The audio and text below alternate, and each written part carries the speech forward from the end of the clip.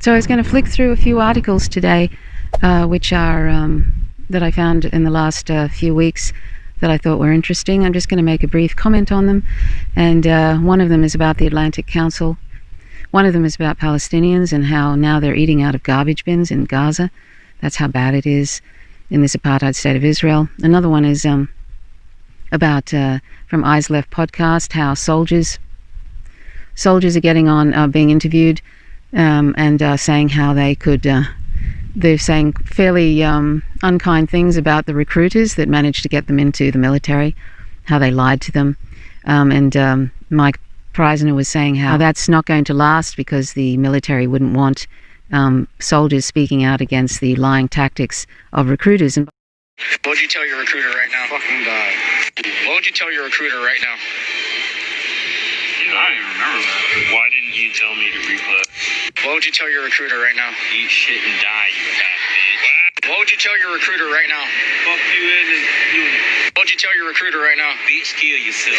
What would you tell your recruiter right now? I would tell my recruiter that he was a good recruiter because he didn't suck dick and he didn't fuck me like he did all the other guys, and that I did pick a good MLS. Fair enough. What would you tell your recruiter right now? I thought we were better than this, man. You could go with me. Fuck you. Hey, what would you tell your recruiter right now? I tell my uncle that he's an asshole. What would you tell your recruiter right now? Why did you lie to me? Yeah, why did you lie to me? Why did you lie to me? Tell your recruiter right now. Fuck you. And by the way, recruiters have been recruiting, very young people on Twitch. And that's sort of appalling. I think it was AOC in a kind of a bit of a show thing was bringing in a bill to try and stop that from happening. But it's a very common thing that they go to schools and try and recruit children, and it's a sort of a poverty draft, really. And that's why people need to understand MMT, modern monetary theory, which is simply a description of the operational reality of a sovereign economy. If we understand that, and we know that the sovereign economy can be used for the people instead of only making political decisions to use it for corporations and for the military, if people understand that MMT, and I'm not going to go into it now, but they would sort of, this whole poverty draft thing might turn around eventually. So, but anyway, so Mike Preisner pointed out that the military will probably crack down on these soldiers complaining about how recruiters lied to them about why they should get into the military and what they will get as a result. And those benefits that people think they're going to get when they join the military often don't turn out that way. I briefly mentioned how Rania Khalek, the journalist for The Grey Zone and for Soapbox, has recently, the Instagram disallowed her from posting an interview with Anya Paranpil, who is also a journalist from The Grey Zone. Disallowed it because they were talking about socialism in Bolivia. So that's kind of appalling, but not surprising, and I talk a little bit about that. There's a few other topics too, and I'm just going to briefly touch on them. You can find out a lot more information from The Grey Zone, from these people I mention in these articles. And also I just briefly talk about an article from NBC, which is surprising, but not surprising because it's Trump administration is in, and so they probably didn't focus on that when it was happening with Obama, but about the 545 children that are basically separated from their families, that the lawyers are trying to find the families of these children and in many cases cannot find them. These are children that are separated at the border through the immigration, through ICE basically, and ICE is a racist organization. ICE is a racist sort of an institution which needs to be abolished. Anyway, let's have a look at some of these articles. I thought I'd run through a few headlines today, because there's a few things that have happened that I haven't mentioned. Of course, I don't actually mention everything that goes on. That'd be impossible for one person, but I pick out certain things that I find interesting and might need some attention. But this one is lawyers say they can't find the parents of 545 migrant children separated by the Trump administration. Before I just talk about this briefly, I'm hoping, this is an NBCnews.com article, and I wonder how they were during the time of the Obama administration in the 8 years where he was literally called the deporter-in-chief. And ICE continued on during that time of the Obama administration. With all the attention on the refugee crisis, Obama has pledged to carve out space in the U.S. for those escaping war and violence. Each of us do our part, and the United States has to step up and do its part. Platitudes aside, there's already a humanitarian crisis at America's doorstep. Due to extreme poverty and violence across Central America, there's a massive number of people fleeing for their lives. Violence in the region has also pushed a startling number of unaccompanied children to the border. In 2014 alone, nearly 47,000 children without parents were arrested while crossing into the U.S. from Mexico, a 92% increase from the previous year. Instead of helping these refugees, Obama's taken on the legacy of deporter-in-chief by ejecting humans at a higher rate than any U.S. president.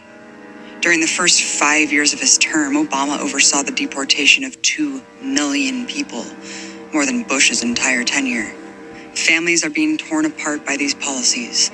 In 2014, 4,500 families were deported between October and November alone. During the same 2-month period in 2015, the number skyrocketed to 12,500. Staying up to speed, the Obama administration ordered a new wave of raids to kick off the new year, kicking down the doors of hundreds of sleeping women and children, uprooting countless more families. ICE is just a racist, sort of brutish, kind of like a brown shirty organization, really. If you've seen any of those videos of ICE tipping out water in the desert where migrants are passing through, water left by an organization called No More Deaths, and ICE actually literally tips out this life-saving water that migrants might be able to use when they're crossing this perilous desert trying to find safety in the United States, because the United States has been meddling in their country, NAFTA and all of that, and basically now people are trying to find some sort of they're escaping perilous things in their own country. Over the past 15 years, more younger people have been found.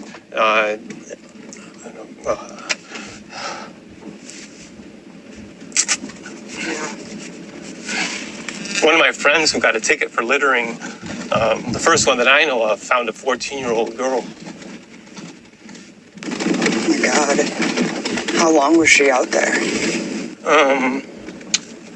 They had been looking for her for 2 weeks, so she, and it was in the winter time too, so she probably froze to death.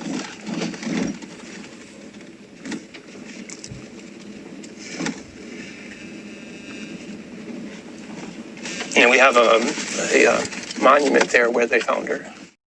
And when you find out about these 445 migrant children, a lot of them can't be located by lawyers, the parents rather, and not only that, but some parents have elected to leave their children in the United States with, say, a foster family or with relatives, because it's so dangerous for them back in their own country. And when you look at the meddling that goes on, the imperialist meddling by the United States in Latin America in particular, one can see why there would be people who would want their children not to be in their own country because of that meddling, because it's dangerous. And that says something, because the United States is no party either, really, for migrants. It absolutely isn't. So anyway, about 2/3 of the 1,000+ parents separated from their kids under the 2017 pilot program were deported before a federal judge ordered that they be found. Washington lawyers appointed by a federal judge to identify migrant families who were separated by the Trump administration say that they have yet to track down the parents of 445 children, and that about 2/3 of those parents were deported to Central America without their children, according to a filing Tuesday from the American Civil Liberties Union. The Trump administration instituted a zero-tolerance policy in 2018 that separated migrant children and their parents at the southern US border. The administration later confirmed that it had actually begun separating families in 2017 along some parts of the border under a pilot program. The ACLU and other pro bono law firms were tasked with finding the members of families separated during the pilot program. Unlike the 2,800 families separated under zero tolerance in 2018, most of whom remained in custody when the policy was ended by executive order, many of the more than 1,000 parents separated from their children under the pilot program had already been deported before a federal judge in California ordered that they be found. I mean, this is like appalling. Absolutely appalling. And these children, the psychological damage and the physical damage, but the psychological damage that these children will have ongoing, that's never going to be supported if they remain in the US, because they don't have Medicare for all there. So lots of people have mental illnesses that they cannot get help for because they can't afford it or they can't find the resources. And these children, you know, it's just a tragic thing all around. And this is not something that is new to Donald Trump. People need to understand, and I'm sure people who follow my channel, Faint Signals from Viga, already know this, that Obama, as I mentioned, was the deporter-in-chief. He may not have been as extreme in some cases as Donald Trump, but he deported 2+ million people. And that means that, those people, heavens knows what happened when they got back to their country. And the children, the psychological suffering, the children, and imagine being a parent and not knowing where your children are. Just imagine that. Something else that is also disturbing is Rania Khalek, who is a journalist for The Grey Zone and for Soapbox. She interviewed Anya Parampil, who is also a journalist for The Grey Zone, who used to work for RT, had her own show, used to be a producer for Breaking the Set with Abby Martin. She's done a lot of things. She's an excellent journalist. They're both leftist journalists. And they were both going to do a live stream on Instagram about the socialist victory in Bolivia. And so they tried to post it to Instagram later, and Rania Khalek received a message that it's restricted to, quote, protect our community, end quote. And Rania Khalek asked the question, protect them from what? So that's really unfortunate. Rania did a interview with Abby Martin on Instagram, and I think that managed to get through, but that just shows Instagram was bought out by Facebook, and Facebook is basically directed by the Atlantic Council, which leads me to this article I found in the New York Times about the Atlantic Council. So let's have a look at why Facebook and Instagram are so against any leftist anti-imperialists on Facebook, and why about 2 years ago they deleted about 800 pages, many of which were leftist pages and anti-imperialist pages. Mine was disabled. 2 of my pages that are anti-imperialist were disabled for a week. They weren't very big, so I guess they were considered insignificant enough not to be deleted, but something like antiwar.com, I think, was deleted permanently, and they had over 1 million subscribers. But anyway, let's have a look at this Atlantic Council, this article from the New York Times on Atlantic Council. So this is a PDF file from the New York Times article about the Atlantic Council, and if you flick down to past the blah blah, how wonderful we are kind of thing, it says here, companies are invited to contribute to council research, participate in council task forces and strategy sessions, partner with the council to publish reports and issue briefs, and explore their area of interest. So this is the membership. The Atlantic Council corporate membership engages companies in its activities and exposes them to the work of its various programs and centers throughout the year. These relationships simultaneously provide opportunities for public-private sector engagement while giving companies an unprecedented level of information and access. So basically, the Atlantic Council facilitates and connects corporations with members of Congress and the like. So you're basically hooking up corporations with politicians, and the Atlantic Council takes money for this. It's like a pay-to-play sort of system, and the Atlantic Council and think tanks like them, and the Atlantic Council is a right-wing think tank, which is a warmongering. It pushes war at every turn. It serves the interests of corporations. It actually receives money for hooking up these corporations with politicians and making it easier for corporations to get through the kinds of things they want to do. It sort of like greases the palms, basically. And so they pay between $50,000 a month to $100,000 a month to the Atlantic Council for this kind of access. So basically, it's a bribe system, really. The US is always talking about other countries and how they have, there's bribes going on in India and bribes going on elsewhere, and making out as if this is something that only happens outside of the US, when really, corporations through lobbyist money are bribing politicians. Corporations basically will pay off politicians at the end, like they did with Obama. Obama actually said to, Wall Street, just say thank you, and say thank you, fossil fuel industry, because it made it easier for them to get through the sort of business dealings they wanted to get through. Politicians, that's what they do. That's what lobbyists do. They go to these different Congress people, and, there's a huge amount of lobbyists in Washington. So, these think tanks, and there are more than one, more than the Atlantic Council, which, by the way, is funded by many different corporations, including Burisma, which is the Ukrainian gas company where there's been all that fuss in relation to Joe Biden and his son Hunter Biden, and,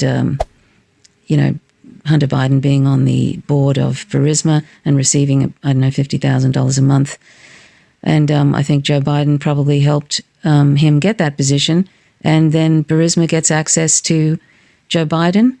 That's the story that's going around about that, and that's absolutely something I think has been happening in relation to Burisma. But Burisma gives money to the Atlantic Council, the pay-to-play thing with the between $50,000 to $100,000, and some of the very more prominent companies that give money to the Atlantic Council are weapons industries like Northrop Grumman, I think it's called, Lockheed Martin, Bay, and others like them, Raytheon. They're all giving money to the Atlantic Council for access to politicians. But I don't think you really have to try very hard if you're a military weapons contractor to get access to politicians. Both sides of the aisle, the duopoly, are quite fine with endless war. You'll never see any of those politicians like Nancy Pelosi or Donald Trump or any of those have any real problem with war, and they continue to give Donald Trump, who they keep telling us is the most dangerous president ever, they keep giving him, sort of hundreds of billions of dollars regularly for wars that he doesn't really even, the United States doesn't even declare war on anybody anymore. They just go in under the AUMF, I think it is, which just allows them to go in without even declaring war. The president doesn't even seem to need any sort of okay from Congress to do any of this. It's almost like a kind of a dictatorial kind of a thing. I think the main industry in the United States now is weapons manufacturing. The main industry in the UK is weapons manufacturing. The main industry that's happening here in Australia is becoming weapons.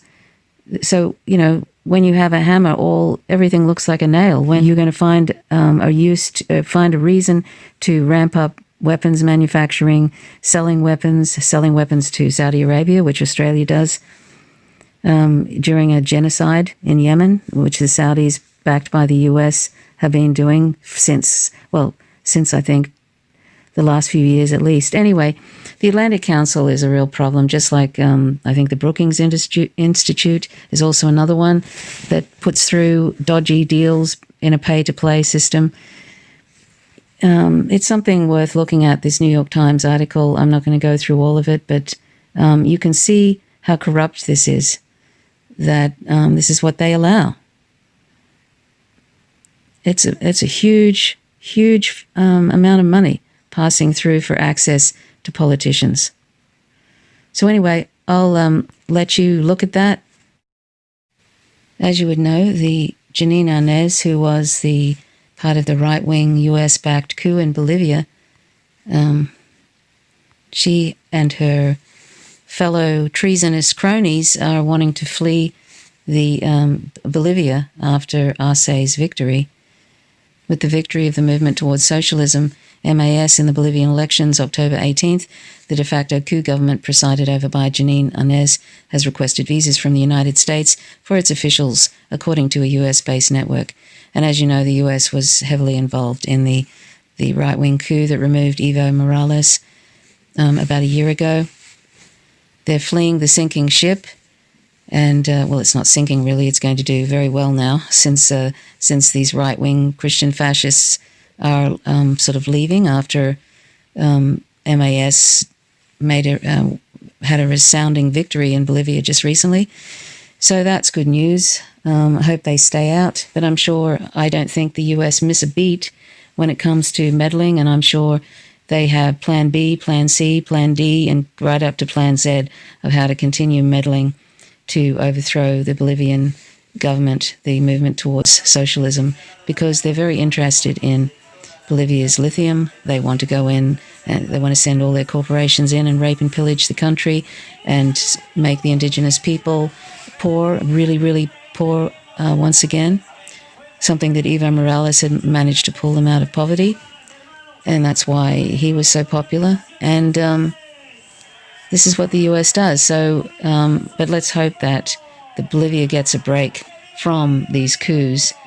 The US never stops trying to find ways to change the country's government to a puppet who they'll be able to use to basically rob the country and put neoliberalism in a country which is trying to lean towards socialism and treat the people the way they're supposed to be treated, give the people the resources and the support that governments are supposed to.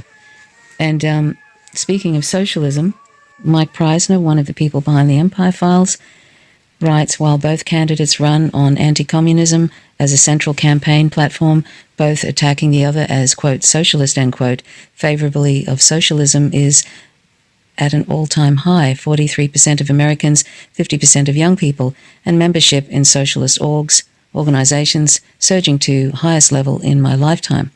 So that's really great that it's actually backfiring, that this anti-socialist sort of red baiting that goes on between both candidates and also other politicians in both the duopoly, it's backfiring on them.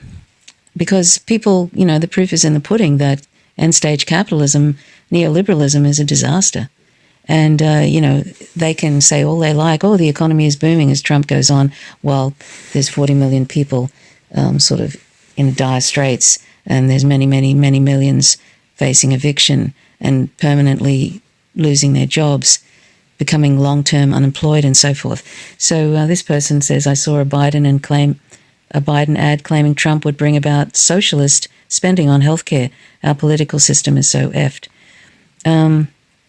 It's just ridiculous how they're like the Keystone Cops, really, watching this duopoly, watching them turn themselves into pretzels, trying to explain away what is right before our eyes, which is end-stage capitalism and how we are all disposable, and how very obviously the oligarchy does not care about the public. And here they are trying to explain, look at Biden during that third debate. He was saying basically saying healthcare is a right, but then sort of saying everybody should have affordable healthcare. Affordable. If healthcare is a right, that means it should be free. This is how far gone these people are, this is the nonsense they put out. And every other Western country pretty much has some form of free healthcare. And yet the US sort of goes on and on about being, the greatest country in the world, the greatest economy in the world. And they're one of the last Western countries that, the Western countries that doesn't have any sort of free healthcare, and that people can't afford really important drugs like insulin. and things like that. That they have to worry about calling an ambulance. So anyway, it's great to hear that it's great to hear that that socialism is on the rise in the United States. This is sort of something that the duopoly is so afraid of, and that's why anybody who's remotely progressive, like Bernie Sanders, will never ever get a look in. The GOP and the Democratic Party, the corporate-owned politicians in the Democratic Party, hate the left. Not that I consider Bernie Sanders particularly left, but he's had some leftist policies, including Medicare for all. That's why they do not want anybody remotely progressive near the office of the President of the United States, because they're both corporate-owned parties. And here's another interesting tweet by Sarah Wilkinson, and you can find Sarah Wilkinson. She's on Twitter, of course, and you can, if you follow her, she does a lot of great tweets about Palestine, Palestinian rights, BDS, etc. And this is an interesting one. Lawyers moved to sue the British government for the Balfour Declaration, which initiated the deadly and ongoing ethnic cleansing of Palestine. And she has hashtag BDS, boycott, divestments and sanctions. And Palestinians sued Britain for 1917 Balfour Declaration. So that's worth checking out. Palestinian lawyers attend a press conference following a complaint to sue the British government for the 1917 Balfour Declaration in the occupied West Bank city of Ramallah, October 22nd. They've lodged a complaint to sue the British government, which set out London's aim to establish a national home for the Jewish people in Palestine. On Thursday, the lawyers took to the measure in the occupied northern West Bank city of Nablus, highlighting that, quote, the suffering of the Palestinians, end quote, emanated from the UK document. The Balfour Declaration is unacceptable. It was not just a declaration, but a birth certificate for a regime with letters of shame and injustice. It was a replacement tactic drawn by Britain in partnership with Zionists, ignoring the rights of more than 93% of Palestinian people and granting the Jews, who at the time composed only 7% of the population, full rights, end quote. Munib al-Masri, head of the Federation of Independent and Democratic Trade Unions, told a news conference in Ramallah. He added, quote, the British mandate is at the root of the suffering of the Palestinian people and has paved the way for the violation of their rights and the plunder of their land, end quote. The complaint was filed on behalf of the International Commission to Support Palestinian People's Rights and the Palestinian Journalists Syndicate, in addition to the trade unions group. The Balfour Declaration came in the form of a letter from Britain's then Foreign Secretary, Arthur Balfour, addressed to Lionel Walter Rothschild, a figurehead of the British Jewish community. It was published on November 2nd, 1917. The declaration was made during World War I, 1914 to 1918, and was included in the terms of the British Mandate for Palestine after the dissolution of the Ottoman Empire. It was widely seen as the precursor to the 1948 Palestinian Nakba, when Zionist armed paramilitary groups who were trained and created to fight side by side with the British in World War II forcibly expelled more than 750,000 Palestinians from their homeland, captured huge swathes of the Arab land, and proclaimed the existence of Israel. So that's from Press TV. And lastly, this is all I'll cover today, but lastly, there's the Party for Socialism and Liberation. There's about 4 activists that are facing 48 years in prison for organizing peaceful anti-racist demonstrations in Denver, Colorado. That's one of them there. And Lillian House. And, it's really appalling, and we should all be supporting the Party for Socialism and Liberation, their activists, because if this goes through, that means that, they can basically accuse anyone who is just doing nonviolent, peaceful protests. They can accuse them of the sort of things that they're accusing the Party for Socialism and Liberation's activists of. They are saying that the PSL activists were kidnapping police in their police headquarters in, I think it was in Colorado, Denver, Colorado, I think. They consider surrounding the police station as kidnapping. And so, all these activists are facing 48 years of imprisonment, and this is intended to basically put down any kind of activism, any kind of anything which is related to socialism. This is how threatened the establishment is, the political class is, of socialism and of activism in general against the oligarchy. So, they need to drop the charges for these against these activists, and there is a petition that is the petition one can sign. I'll leave that in the information section, and go and have a look at their videos on the Party for Socialism and Liberation and Gloria La Riva, who's actually a presidential candidate this year. Go and have a look at their videos on this to find out more and support them against this unprecedented attack on the First Amendment and civil rights. Also, I wanted to mention that after a couple of months, I disabled my Patreon because, as I mentioned in my videos before I started it 2 months ago, I started it in mid-August and I disabled it about a week or so ago. So it was approximately 2 months I had it. Didn't last long. And I mentioned in my videos when I was debating about this that I didn't feel comfortable with the whole money thing. I've never felt comfortable with it really. And at this time where independent journalism is having a real problem with being able to fund itself, like the Empire Files, the Grey Zone, Mint Press News, all those different ones, Black Agenda Report, that kind of thing. They're all having trouble, and Status Coup, they're all having trouble with, people are not able to give the monthly Patreon donations or just donations in general or GoFundMe.